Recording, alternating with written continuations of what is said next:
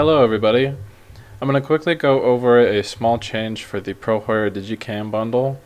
Similarly to the VHS bundle, the settings are mostly the same to the default Pro Horror template, except instead of the Digicam settings being accessible on the initialization function as usual, it's been moved to the character settings data table that's in Pro Horror template. So instead of opening the player character and looking for the function like we would normally do, instead we're going to come into this core folder, and under data we're going to open these character settings. And here you can see we have a bunch of different settings that we can change without even having to open the character blueprint. By default here I have two presets available. One is without the Digicam and one is with the Digicam. And you can see here under this use Digicam variable we have all of our Digicam settings.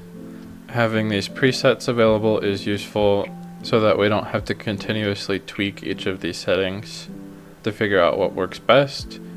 Instead, you can just switch between presets, you can make multiple presets, and try out some different things without losing your previous settings. So if you'd like to make an additional preset, you can either do that by pressing the add button here, and that will add a new row, and you can fill this out to whatever you'd like. But I recommend instead of using this add button, you just right click and create a duplicate of one of the presets. That way it retains some of these default settings and you won't have to start from scratch. By default this bundle uses the Digicam preset, but if you want to switch to the default or your own preset, I'll show you how to do that now. So to do that we need to open our character, and that's under core, character, and pro first person character.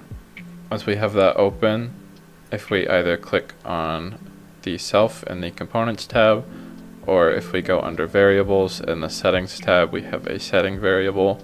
And when we click on that, we can see under default value in the details panel here, we have our data table, which is that character settings data table we were just in. And we also have a row name option.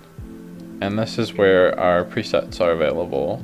So as you can see, we have the default preset and the Digicam preset. So with the Digicam preset enabled, if we press play, we can see that's taken effect.